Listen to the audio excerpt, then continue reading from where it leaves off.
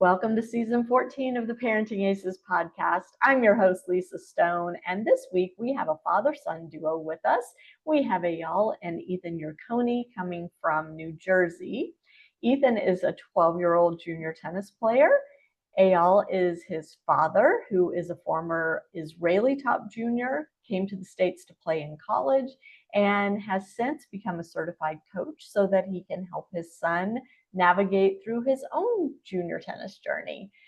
They also are connected to a virtual academic program called Sora, and I am excited to let y'all learn a little bit more about Sora. The folks at Sora reached out to me a few months ago wanting to see if there's a way we could work together. And while we don't have any type of formal or financial relationship, you guys know I always love bringing to you information on resources that can help you and your family have a more positive, a more enjoyable junior tennis journey. And I think Sora could play a big role in that. So sit back, relax, enjoy my conversation with Eyal and Ethan Yurconi, and learn a little bit more about Sora. Eyal and Ethan Yurconi, welcome to the Parenting Aces podcast. It is such a pleasure to meet you guys, and I'm super excited for you to share your journey with our audience and for us to get to know you a little better. Absolutely, Lisa. I think our pleasure, right, Ethan? Mm-hmm. I personally am a big fan of the show. Ethan started watching as of late, and we couldn't be more excited to share. Hopefully, there's some value in what we can share, and yeah, we're really excited about this. Awesome. Ethan, I'm going to start with you, and you can just tell our audience how old you are, what grade you're in, and who your coaches are, where you train. Yeah, sure. So, I am 12 years old, and I'm going into seventh grade, and my main coach is my dad right here. So, yeah. Awesome. And how old were you when you started playing tennis? I was around the age of 7 years old. Awesome. And you've got a brother. Does he also play tennis? No, he's actually more like into like science and chemistry and that stuff. So, yeah. Very cool. Very cool. Eyal, can you tell us a little bit about your tennis journey as well? How old you were when you first started and how you got started playing and kind of where tennis has taken you to this point in time? Sure, with pleasure. I'll try to keep it short just for context for today. So I'm originally from Israel, and I started playing at probably age 6 or 7, somewhere there. Ended up being one of the sort of top juniors in Israel. Had an ATP point at age 17. Tried my luck on tour. Realized that I probably don't have the right DNA for it. I'm a little bit too short, stocky, and heavy. And ended up playing D1 in Arizona and later in Virginia, and enjoyed my time in college to a great extent, but made a lot of mistakes along the way. And sort of probably from the age of 15, I've been training myself all the way until I actually ended up getting into college. So if there's somebody that knows how to do it wrong, it's probably me. From not handling injuries correctly to just not developing the game properly and all those kind of things. I'm good at winning tennis matches, but as far as developing the tennis game, that's a different story. And it's one of the journeys that I'm on with Ethan right now. Yeah. Well, and that kind of opens the door to some interesting conversation about what you learned from your own journey and what you're doing with that learning to help Ethan develop into the type of player he wants to develop into. So you mentioned you made some mistakes along the way. We all do. We're human. Yeah. Maybe let's touch on one or two things that really jump out at you as you're going through this junior tennis journey with your son and what you learned and how you've tweaked that to help Ethan have a better experience. Sure. So I'm going to put my coaching hat on because I've been coaching him for quite a while now, but it's really been a 5-year journey of becoming a coach, which is getting a lot of certifications, talking to a lot of coaches, seeing a lot of things. But especially when I was developing, I had no concept of what it takes to become a tennis player or what it takes to develop your game properly. I knew how to push really, really hard. And if you think about it, like Israel in the 90s, although we had a lot of good juniors, I don't know, you're probably familiar with Andy Ram, Hmm. right? For Andy's sure. one, yeah. So like I was right the level below. So whenever Andy would win nationals, like he would step on me in the semis usually, right?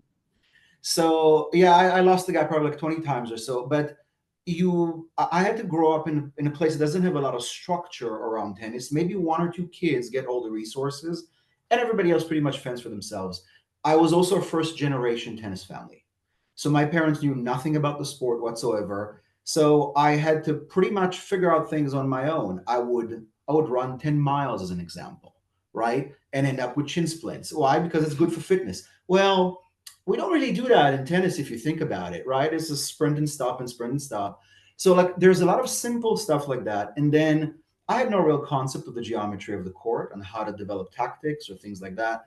Today, if we will talk, we'll talk about four quadrants. Like, and when I speak to Ethan and when we talk about the game, we talked about the technical aspects of the game, the tactical aspects of the game, the physical and the psychological. And him and his age, like for example, tactical is a lot more important as, for example, than other aspects of the game. And as players mature and grow, the sort of the ratios of those areas change very dramatically in what they need to be able to master and focus on and all those kind of things. So it's an enormous difference because now I have a model and I have a structure.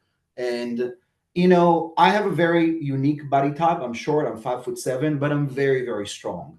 And Ethan's probably he's already my height, he's going to be taller than me, but I never learned to play to my body type.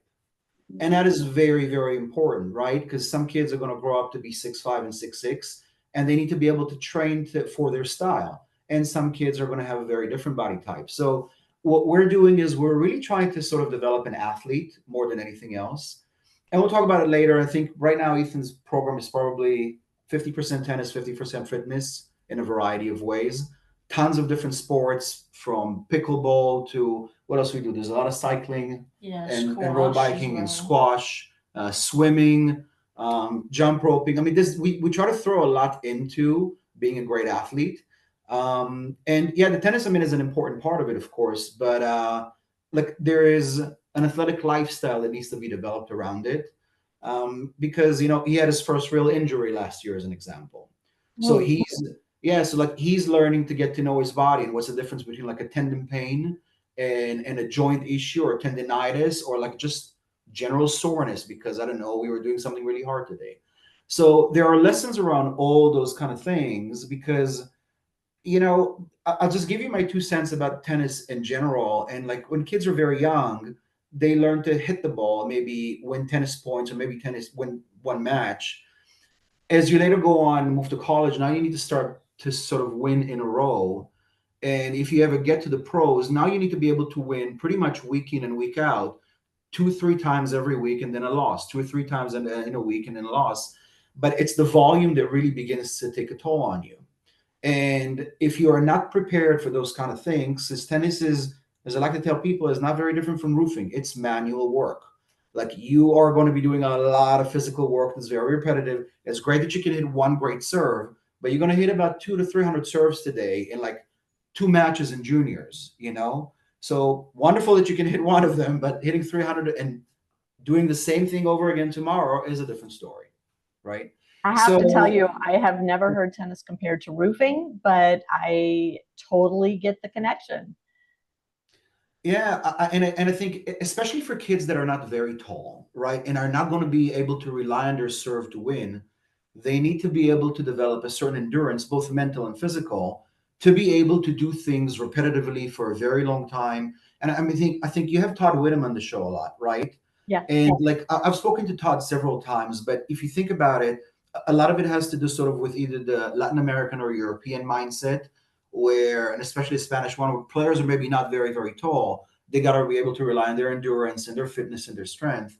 But yeah, I mean, it's hard labor. Like this is professional sports played on a daily basis, and there's a lot of volume. Many times in the sun, like in New Jersey today, I think we're in the low 90s with 80% humidity. Like you are going to go through shirts, and your body just need to be able to be ready for those sort of volumes of work And sort of Ethan is entering the stage right now where he needs to start preparing for volume more than anything else, right? Mhm. So yeah, this is in a nutshell. So there's a lot of things that I've learned that I did not know before. And this is, by the way, where your show comes in and it's very valuable.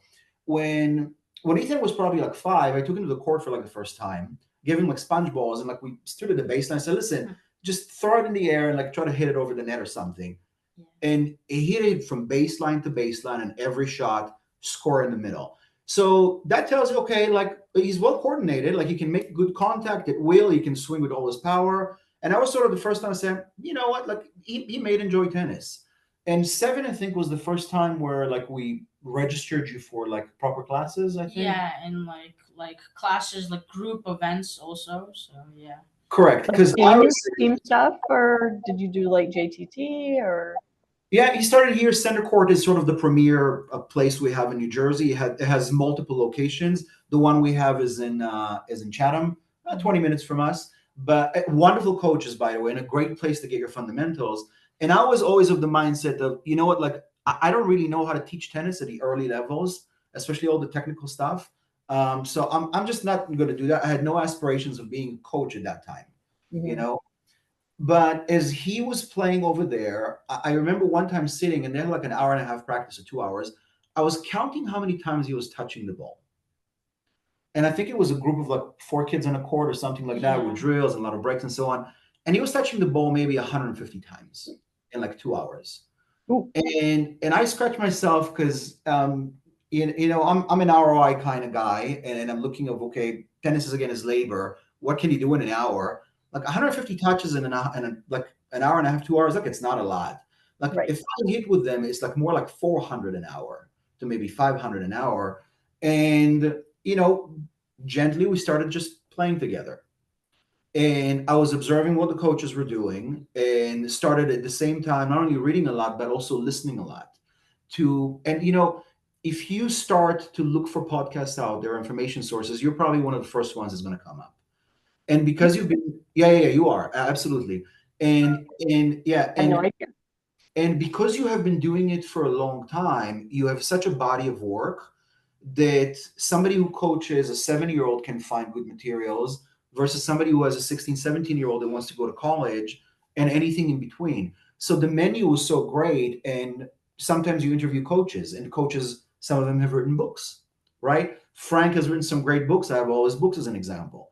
So as you start accumulating that stuff, say, you know what, I don't think I'm actually that far from like understanding the technicals of the base. I've been doing it all my life. I taught tennis in like camps and stuff like that.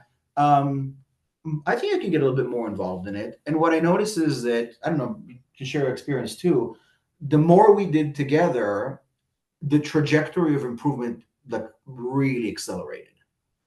And you could see the kids that he started with back then in the day and where he is right now is these are very, like, we're talking about two full UTR Wow. points, which is a lot. So like if you think about it, like the best kids in the country at age 12 are like high 6s and low 7s. This is sort of like where the best are at age 12. So UTR has been great at giving you sort of a barometer just so you can sort of have a sense of proportion.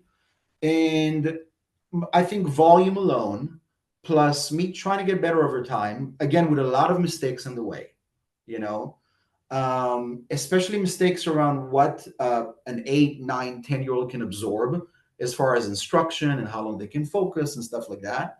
I think that made a big difference over time. So, yeah, and I think that just over the years, as he started playing in tournaments and started succeeding, it just became more and more serious, I think, you know? Ethan, Which, can you yeah. talk a little bit about Ethan, how your dad balances being your dad and being your coach, and how you balance being the tennis student and being the son? Yeah, so I feel like I'm gonna have to think about it for a little bit. Yeah, You I'll can. try, I'll give you the first push. Maybe that will help you out. First of all, you're assuming there's balance. Sometimes there's none. But here's the thing. Over the years, I really try to finish practice with everything that happens in practice. And then we go grab some food. It's really, really important because that sort of is the mood switcher and it completely swings the conversation. And practice is over and commentary and discussions about that is absolutely over.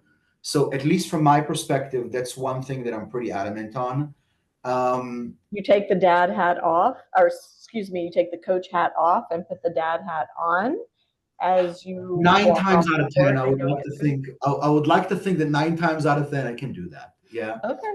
I Yeah. mean, listen, if you can do it 9 times out of 10, that's a pretty darn good percentage, because I think that's probably one of the more challenging aspects of being a parent coach, right? Is You're so right about that. finding that separation and making sure that your child knows which hat you're wearing, and Yeah. that you know which hat you're wearing, and that those two things are in concert with each other. You're so right about that, Lisa. And I think one of the more challenging things, and Ethan, I'm sure you have something to say about it, is you see, one of the things he's at a level right now. Again, somebody who's pretty much a 7 is already like a solid player. He has most of the strokes, if not all of them. And one of my biggest jobs is to be able to make sure that he has mental toughnesses that he can push. I have to play the bad guy or the strong voice in a lot of cases, you know? And many times I have to be sort of the strong voice in his head that he needs to have, because sometimes, I mean, he grows up in New Jersey. It's not like he's starving for bread and stuff like that. Like, life is pretty comfortable and cozy. That's not what tennis is. Like, in tennis, people fight for pennies, and it's really, really difficult. And if you go to college, it's the same thing. People, like, you're in your scholarship on a yearly basis. You don't do well, you're going to be losing money. Okay. Once you start playing for keeps, it is very, very different. So I think that developing mental toughness is probably the really, really difficult thing to do, beyond just instruction on technical stuff and so on. Because I think like today was a great example, right? So Yeah. I think that like today, this morning, we were supposed to train. Like, he woke up in the morning, said, "Listen, I don't think I slept that well." So, okay, not a problem. Like, let's convert practice, because practice requires focus, fine motor skills. Let's design an hour of a workout that is a light workout. There's some slides, some steps, jump rope, and all that. 1 hour, and at least you're maintaining fitness for today. You don't need to do any tennis today. It's not a big deal. So I think that shifting gears like that and trying to read as opposed to just implementing rigor throughout everything, and like no compromises, not listening to and especially at 12, like puberty right now, and he has grown a lot, like in the last several months. It comes with joint pain, and it comes with, I'm 45. I forgot what it's like to be 12. Like, I really don't know, and I judge it from a 45-year-old perspective. So there's a lot of things like that I try to remind myself that, what, like, on any given day, he might be playing -1 UTR or +1 UTR. And like, you got to listen to it every day and titrate to effect, and like be very, I'm not very gentle, I would say, right? Yeah. So like, that's something that I need to develop over time. But yeah. When your dad's talking about mental toughness, what does that mean to you? So I'm pretty sure that means like to for me to push myself, and I have to have, like, for example, in a match, the fighting spirit to win. And yeah, just pretty much to, if I really want to win, I need to push myself to do it, and not someone else to do it for me. So we hear the pros talk a lot about, the fact that tennis is suffering. And in order to be successful at this game at the highest levels, you have to somehow find enjoyment in the suffering. And I know that's the Nadal word, and maybe you don't translate it into the word suffering, but somehow you have to find pleasure in the pursuit of excellence in this. And I think that's one of the biggest challenges for kids in our sport, because it is such an up and down. And because, like you said, Eyal, even at the professional levels, every week you're likely going to lose. So you have to be able to figure out what to take away from those losses in order to motivate you to get back out and keep working hard. Ethan, what are some of the things that keep you motivated to get up every day and put this work in? And especially, I mean, you're living in a house with a brother who's not doing this. He's doing something else, but it's not as physically demanding, certainly, as what you've bitten off here. I'm just curious how you keep yourself excited to get back out there and get better every day. Yeah, so for starters, I really just love playing tennis in general. It's like I love working hard, pushing myself, and it's really fun just hitting the ball as hard as I can some practices. And I find a lot of support in my family. They kind of help me a lot in that, and yeah, that's pretty much it. Yeah, I think there's not a lot of sports where you can hit as hard as you want and run as fast as you want, and you can do it constantly without sitting on a bench or like you can exert a lot of energy through it. So I mean, you know that most of the competitive kids are going to be very high energy kids. Yeah. It's the same thing here. There's either action or sleep. That's pretty much it. There's no in between gears. So it starts as just a way of directing the energy, and if there's talent in that way, which is great. I think that works really well.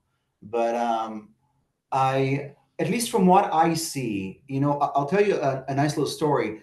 I think the first tournament that he ever played, he couldn't even count properly. So this is like your Orange Bowl, age 7, and kids are mortified. He said, okay, like he wanted to play a tournament. He doesn't even know what it means. Like, they needed guidance around scoring and things of that nature, but let him play. But when you go and see him play, you can see fighting at age 7. You can see somebody trying to avoid losing. So they're going to go to the shot they think they can hit. In this case, it's a forehand, right? They'll run really, really hard to get to a ball to try to prevent a loss. So I think this is where you can start seeing whether like winning or losing is important to them. You know, and it's something that's pretty arbitrary. But I have to tell you that one of the things that Ethan doesn't know because I haven't told him, he loses a lot, primarily because he plays with me. And I make sure that it doesn't mean that he doesn't win every now and then too, right? But there's a lot, like he loses on a regular daily basis almost, but be it in like whether we play ping pong or if we play pickleball or if we play tennis on the court, games of 10 and stuff like that.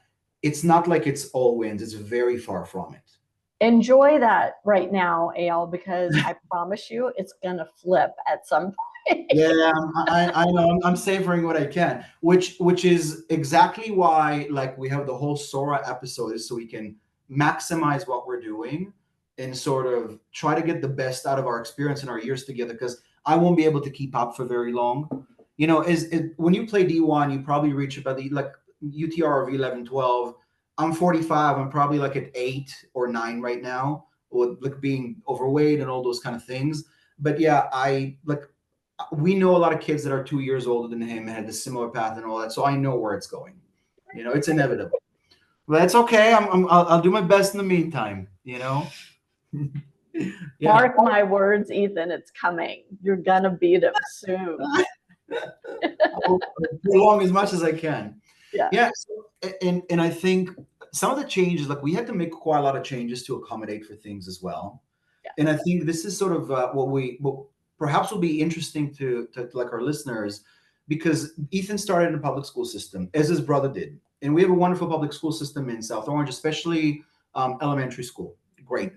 Can I just interrupt? Is Jonathan older or younger? So Jonathan is 15 years. He's Okay, 15. so he's older. He's 3 years older than Okay. yeah. Okay. And I'll say a few things about him because he's in Sora as well, but for different reasons. But they both found a great home over there, which they love. So we'll talk about that. So my kids went to the regular public school system, and when my older one hit middle school, this is where things were like less than ideal for him. So he's very, very science oriented. And again, this is just our experience in New Jersey. It's a little bit different in every state you're in and so on. But New Jersey puts a lot of mandatory emphasis on subjects like arts and music and things of that nature, which my older kid like does not like very much. Like in band, he was forced to play. He ended up playing the triangle. So he was able to find something where you have to do the least amount with. He's a phenomenal student, straight A student. But as the days began to get longer and longer, they were getting tested nonstop. state tests, daily exams, and he has a lot of hobbies that he wants to pursue. He's actually in the Caribbean right now doing his master scuba diver at 15. He is sort of a third of the way on earning his private pilot license. So like he wants to be able to learn and study, but he has field of interest that school doesn't necessarily support, right? So, when he was about to finish middle school, we said to ourselves, okay, he's going to high school next. Now it really counts, GPA, all those kind of things. What is the best experience we can give our son? And again, Ethan was not in the picture at that time. We're just talking about our 15-year-old. And when we were looking around, you can move public schools, you can go to a traditional private school, quite expensive to do that, or you can look at various online options. And online options is sort of a wide gamut and wide categories of it. But when we really analyzed what he needed time to pursue things he was passionate about. They were not sports though. That's the only difference. But the mindset is exactly the same. Like he has an enormous telescope, loves to watch the stars and study the stars as well. It takes time to do that. He teaches himself calculus. He enjoys it. Like he's one of those kids that Ethan will go play with a ball on the wall. Like Jonathan will go on a board and try to do different calculus problems, right? So when we were looking and said to ourselves, okay, like how can we maximize our child's development? One of the schools we came across was Sora. Didn't know anything about it or anything of that nature. And I think one of the biggest or largest sources of stress for our son was the volume of testing and assessment that were happening in middle school. When we started sort of getting interested in Sora, so okay, what is this school that has no exams and no quizzes and it's project based? And we went and look at the courses online, and their courses are funky. Like they will draw kids in very, very, very quickly. Like the course offering for kids that are, I don't know, like 12 or 13, 14, for lack of better terms, is sexy. It's like cool. It's hip. And as we started getting closer to school, we attended like a day to start learning a little bit more about it.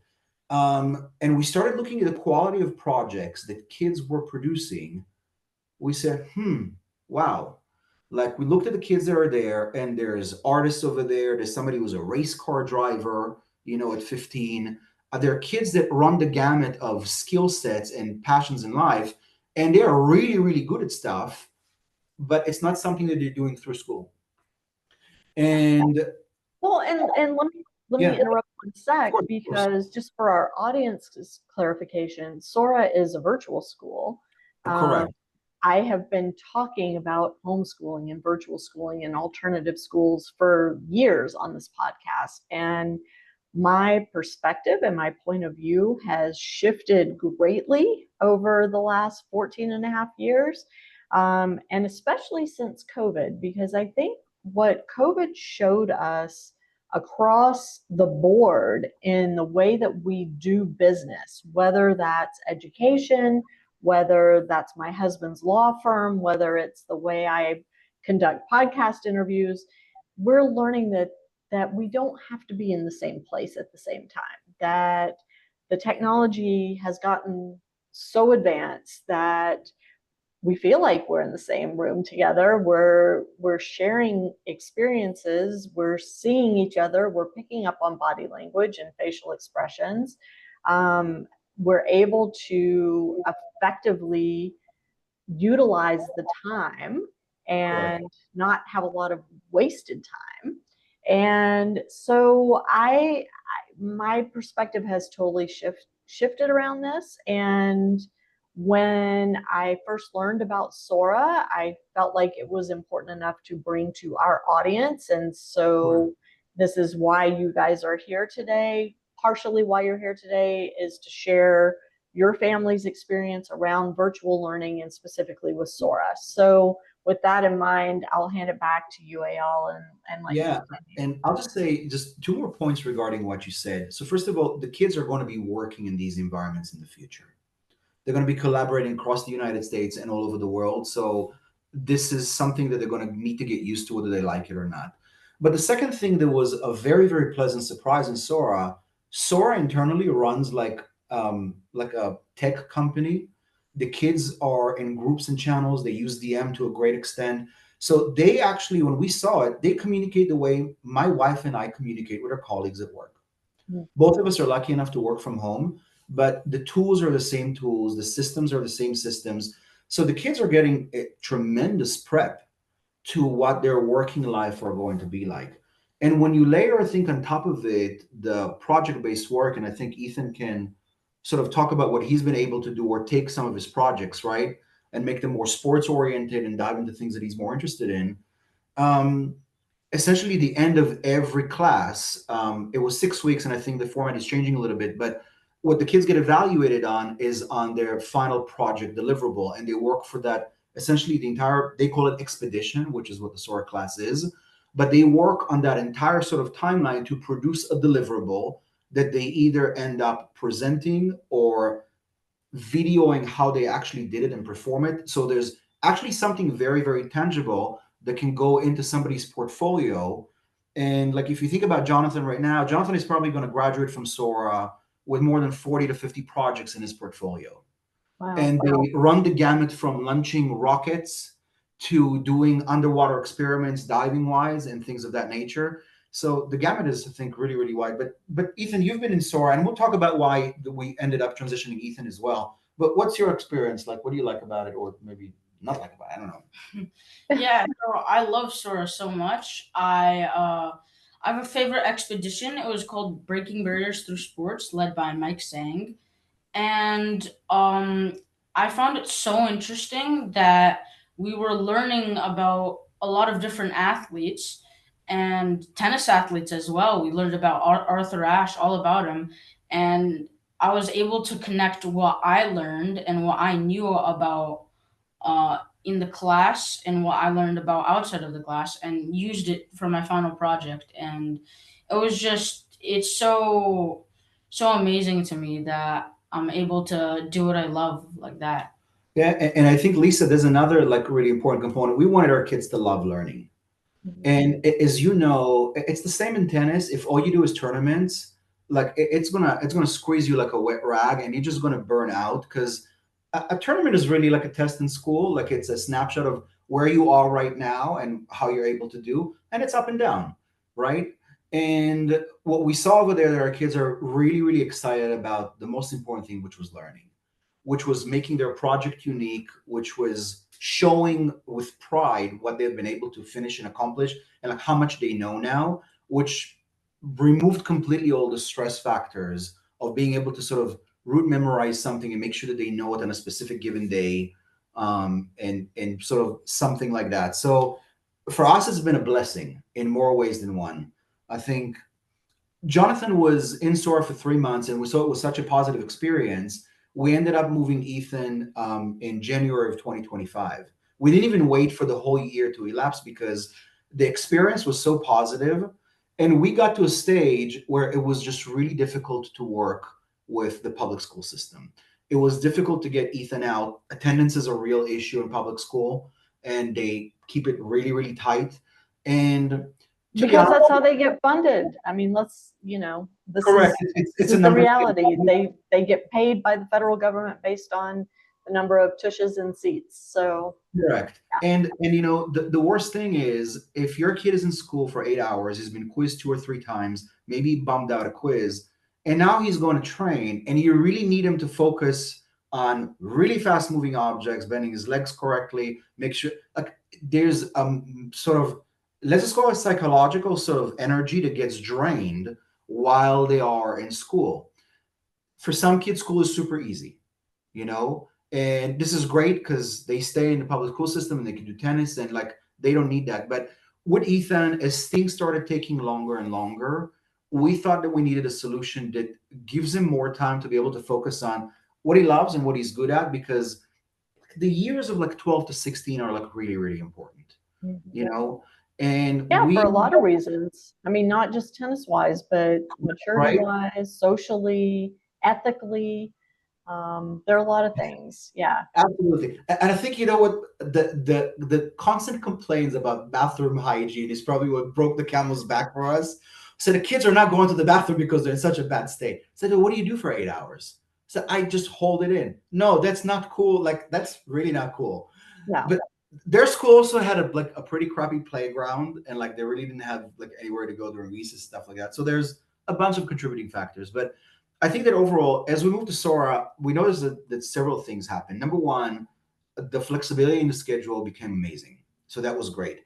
We were looking because Ethan has friends that go to other online schools that are tennis specific, like, and they're great, by the way, right? The ICL is phenomenal and White is great.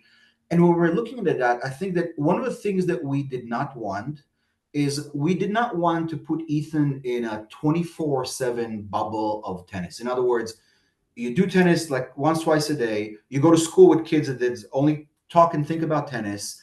And it's like, it is a little bit too much and a little bit too exhaustive. One of the great things that Sora does, Sora I think every few months will have get-togethers of families from specific areas. By the way, one of the cool things about Sora is like Harry Potter. It's divided into houses. So like all the kids in the Northeast are like in a house and they meet every morning and they chit chat and all that.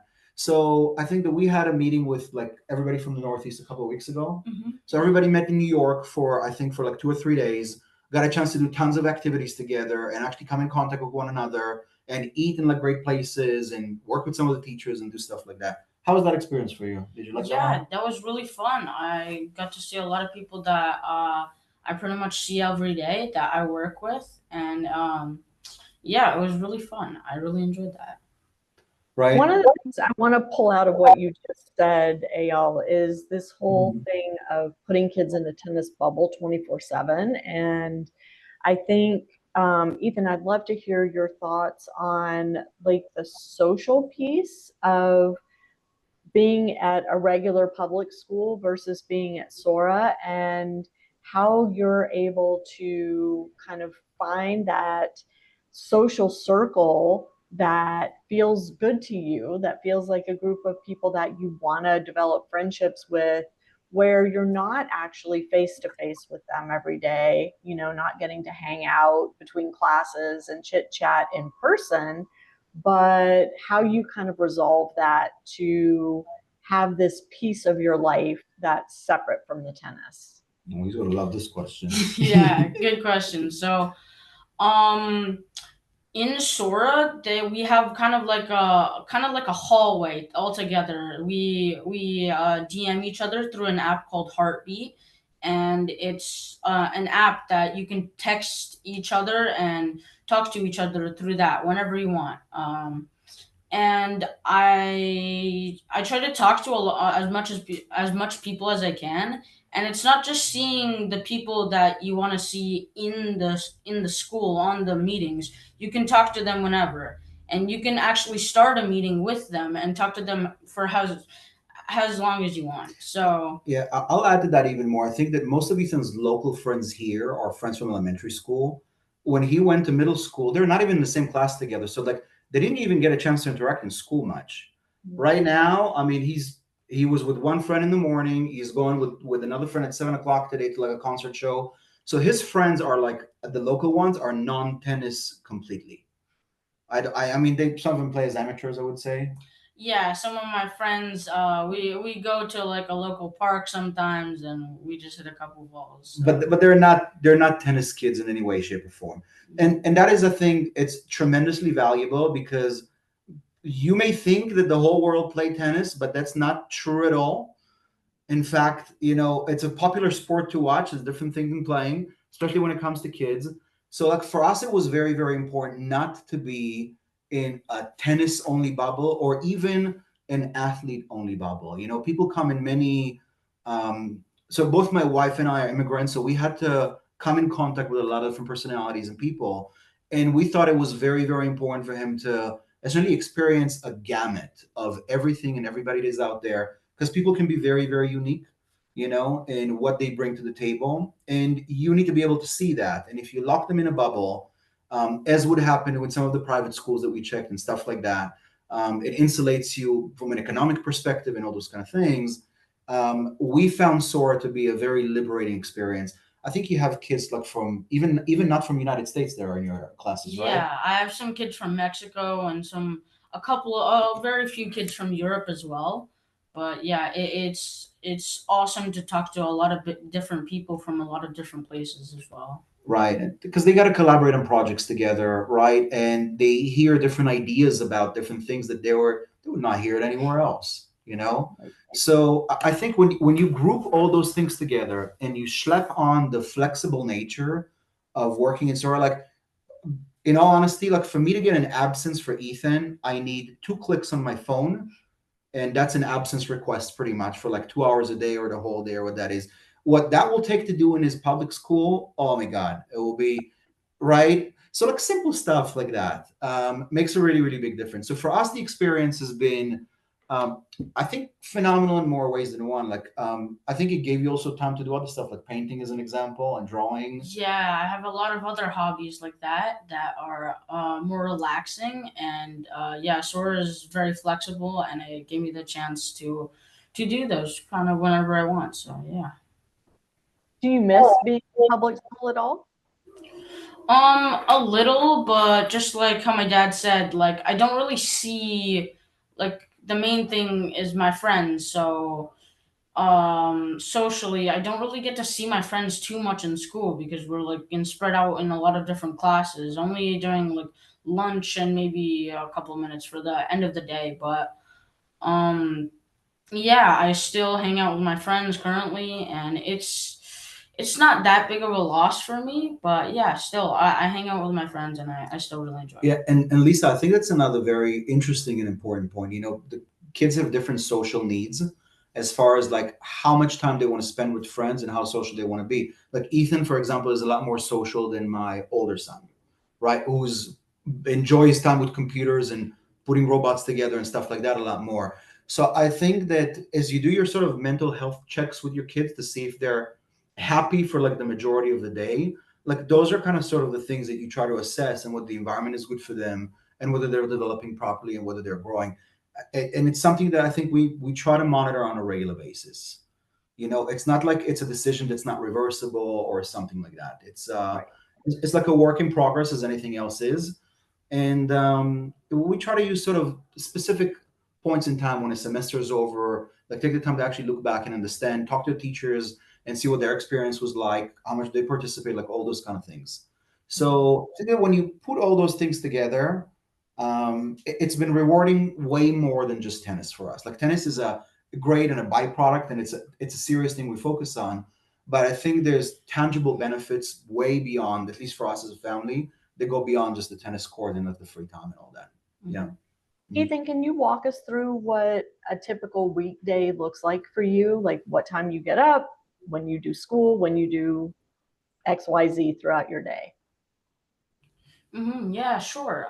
So usually during a school week, let's start from Monday when school starts. I wake up pretty much a little late and around like 9, and I have something called a house meeting. That's unless you have a class at 9. Unless I have a class at 9, I Yeah. might have a class at 9.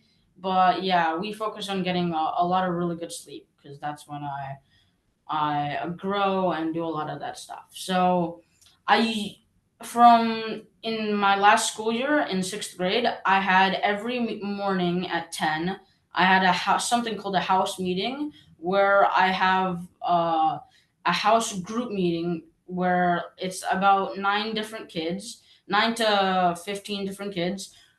We all meet and we chat about like what we did over the weekend or later that evening and stuff like that. And so yeah, we still get to socialize a little. And then usually I squeeze in a training session. It's usually a tennis session, and in the evening probably a fitness session. And midday I probably have a class for about 50 minutes long. That's how they usually are, midday. And then I do fitness in the afternoon, and I have one more house meeting at 3 o'clock that I attend. And some days we have an assembly where the whole school meets up, just middle school, and yeah, we get to chit chat and play a lot of different games. So that's pretty much my day. Yeah. Can I help you a little bit just so I can make it sound more complete? So a good way to think about it is in yeah, it was a great job though. In much the way a college is organized, right? So if you think about it, like his Monday, Wednesday, Friday may look the same, and his Tuesday and Thursday may look the same. He will average anywhere from 1 to 4 classes a day. It depends. So in Sora, there's core stuff you have to do. It's like everybody has to do math, everybody has to do ELA, everybody has to take an extra language. Which, Ethan, what language did you take this year? I'm taking. Oh yeah, so I picked French this year. Yeah, and there's like more than 20 languages to pick from, right? So, and usually like a full curriculum would be 3 to 4 classes, but you can take more if you want to as well, right? So it all depends what works for you, but the schedule will change a little bit day to day based on the classes that you chose and the timing of those classes, right? And yes, there is homework. They're called actually tasks, where they, like, you can see those in the app, and they're organized very nicely for the kids. So the kids know exactly when they have to do their tasks and when they have to finish. It will be nice to have that at home for like chores and stuff like that, when I think about it. But I think that the system in Sora is just so easy. So the kids don't get lost in the shuffle of scheduling and what to bring to each class and this paperwork or that paperwork. So it trims out that time quite a lot. So was that fairly accurate, you'd say? Yeah, I think Yeah. it was. Yeah. Yeah. And then how many Yeah. hours a day are you spending on your tennis? Whether it's fitness, whether it's footwork, it's on court, it's mental. I think it depends. Yeah, it really depends of how I sleep, how I'm feeling that day. But I'd say usually we try to squeeze in like about around tennis sessions.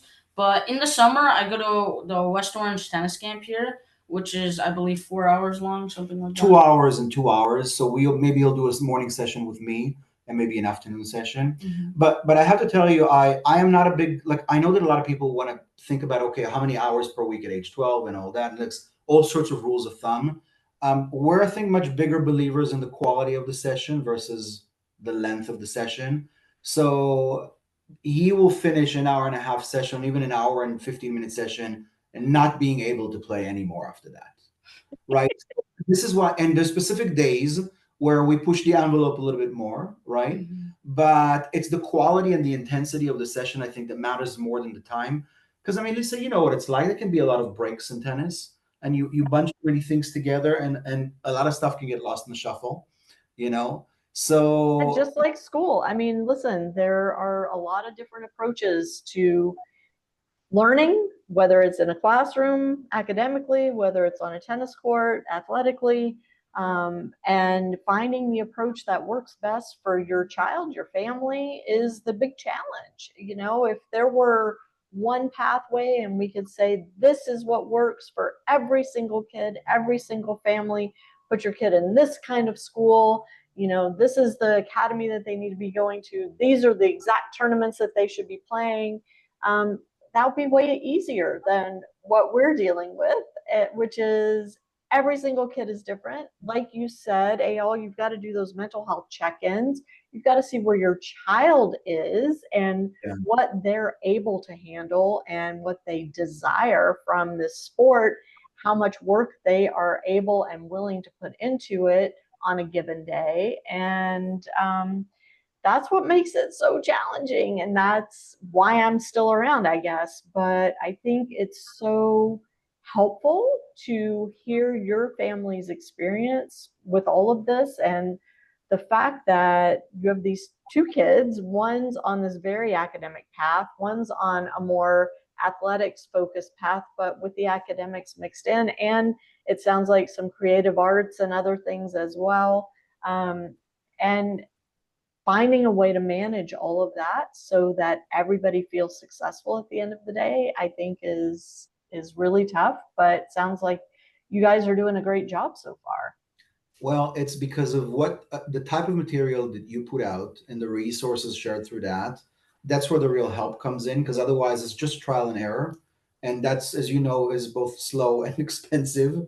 So so for us, hearing about the 14-year-olds and the 15-year-olds and the 16-year-olds and players that are either from Minnesota or from down in Texas, and these stories, every time you pick up a few nuggets. And if you need to, it's really easy to pick up the phone and just call a parent and ask a few things. And by the way, like if anybody wants to ask us any question, like we'd be more than happy to share any point, anytime. We love the sport. And it takes a group. Like people think it's an individual sport. It's not really an individual. It's an individual performer. That's true, but it takes a team to actually make those things happen. So and I mean, I think I just wanted to thank you more than anything else. Like that's what I took the advantage to do today, just because I've learned so much through it, and it's just great to have somebody that just focused on it for such a long time. Thank you. I Yeah, yeah. appreciate that. We'll have your contact info in the show notes. So wherever you're consuming this podcast, whether it's on our website or one of the apps or our YouTube channel, just check the show notes, and we'll have Eyal's contact info there in case you guys want to reach out. And I really appreciate your generosity offering to connect with families out there, because I do feel like I agree with you. Yeah, tennis is an individual sport.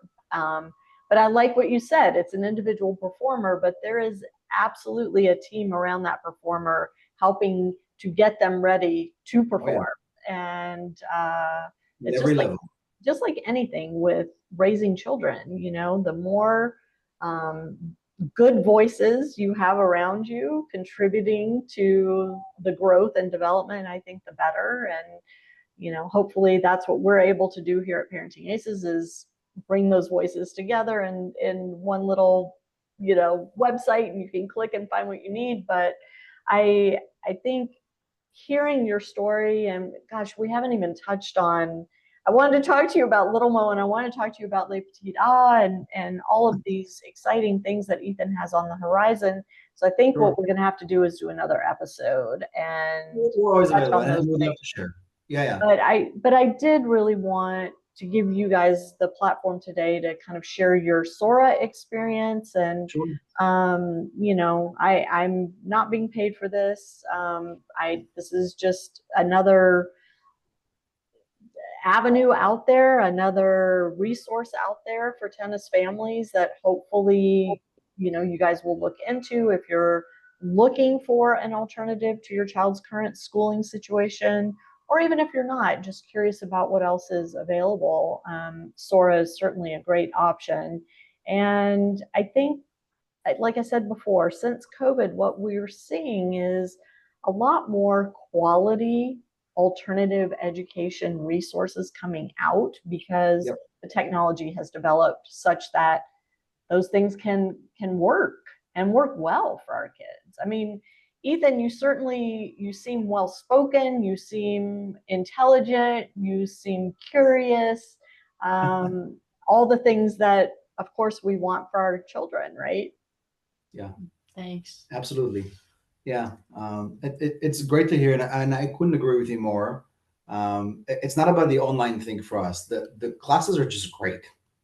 And some of them are classes that I wanted to take. As I hear the kids in class, and as I hear some of the teachers, I don't know how they pick the teachers in Sora, but there's some method to the madness there to be able to pick up people that are very, very good at online education, which, as you know, by doing these podcasts, it's a skill. It's not easy to engage people through a computer and a screen, especially not at younger ages, right? So I was very impressed and continuously impressed. So awesome. We're staying and very happy with our choices so far. Mm-hmm. That's great. So I have to ask you, Ethan, what's your favorite class so far that you've taken? I said this earlier, Breaking Barriers Through Sports. Was it an ELA class? I think it was, we call it humanities class. Humanities class. Mm-hmm. But yeah, it was just so fun. I was able to just every second of it, I enjoyed just talking to other people about sports and my favorite sports, and teaching them a little of what I know, and them teaching me about their sport as well. It was just great. I loved it. Yeah, I mean, we have icons in our sport. We have Billie Jean King, and we have Arthur Ashe and Serena and Althea Gibson, people that have transcended the sport and created social change. And he is obviously more focused on tennis, but now being exposed to other sports and other athletes in other areas that have transcended the sport and were able to impact and inspire a lot of other people is great for him. It's part of being an athlete. It's not just being a tennis player, but being people that trying, if they're good enough, to make a living with their body is really, really difficult to do, right? And there should be a camaraderie among all people that are trying to do that because they share something in common. So like classes like that are great, very inclusive, with some phenomenal ideas behind it. What was your project? For The sports okay, class? yeah, so for that class, I actually, for each class, I have a choice between, usually it's around three project options, and it's usually about doing either like a podcast style like recording of yourself, or doing like a poster on Canva or something like that, Or paper in some cases. or paper, Mhm. and or just doing it on a Google Docs, just writing. And yeah, so I chose that one. And my project was about who is the GOAT of tennis, and pretty much debating about and going deep into the statistics about who is the real GOAT in tennis. So And do you want to share your finding? He has a favorite player, I think. yeah, so yeah, So what was your conclusion? the conclusion was that Novak Djokovic is the ultimate GOAT of playing tennis. Mhm. So yeah. Got it. Oh. I'll keep my opinion to myself. Yeah, I mean, I grew up on Federer, and again, we're talking about sport impact, not just titles, right? And elevating the sport to a certain level. So, but listen, we have posters of all three in our house. Yeah, They're I love it. all the big three have done tremendous things for the sport, and Oh, it's for sure. one of the reasons that we play and like love. Who's your favorite player right now? I mean, Novak I got, but of the next gen coming up, Wimbledon just finished. We've got the U.S. Open on the horizon. Who do you love watching play right now? Yeah, currently I love watching Carlos Alcaraz. Just the things that he can do on court is just insane. And yeah, I kind of look up to him. I kind of want to be like him, and playing very physical. And yeah, I just really like how he plays. What about his on-court attitude, like his mindset when he's competing? I think it's great. Behaves or acts really like a gentleman on the court, and yeah, it's something really to look up to.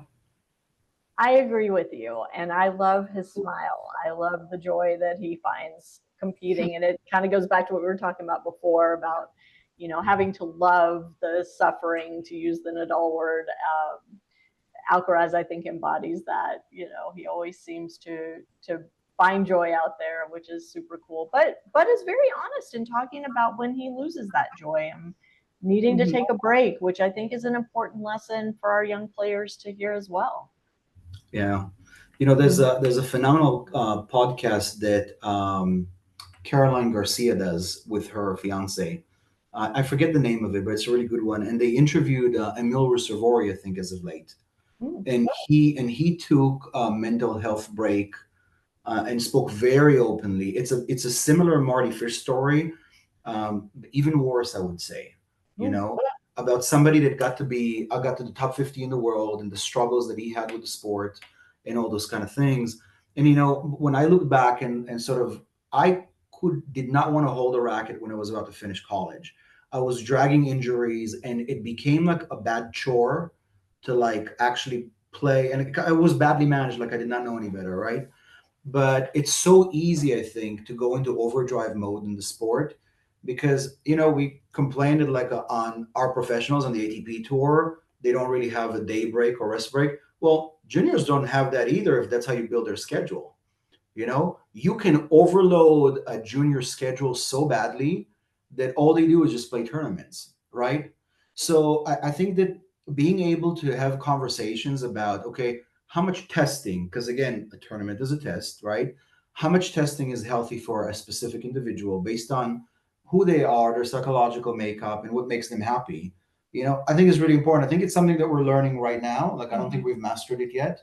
Like how many tournaments to play and which ones to play, because you know what? Like if we're not going to play to try to win the tournament, like I'd rather not play it. Like let's train and we don't need the repetitive skill set. But if we are going, like, let's choose ones that we want to go 100% and do our very best at, because otherwise the input that we're going to get back is just not very valuable if you're not giving it 100% and you're not fully there, fully motivated, and fully want to play it, right? So I think those things are, again, there's a lot of psychology behind it, obviously. And I don't know, it doesn't matter how many books you read, like, you need to talk to people about it, and especially to other parents. I think I've benefited a lot from other people's experience. Well, and you So, need to keep that line open with your child, which it sounds like right. you're doing a very good job at. Ethan, before we wrap up, I want to just ask you two things. One, what is your ultimate goal for your tennis? And two, what is it that you love about tennis? Okay, so good question, by the way. So this I have a lot of things planned for tennis. So my main goal, pretty much right now, is to hopefully go to Division I college for a good school. And since I'm really far away from that, many years away from that. I don't exactly know, but that's pretty much what I want to do right now. Hopefully, I mean, the like real dream goal is being number one with a Grand Slam, at least one. And yeah, that would be great. So beating your And what dad, is it that, was oh, good. sorry, go Yeah, ahead. yeah. Beating me consistently would be a really good goal. Yes, that's coming. I'm telling you, that's I a know, I know. no-brainer. Yeah, I'll just that's enjoy done. it until it happens. And what is it you love about the game? Um, I really love that every day I get to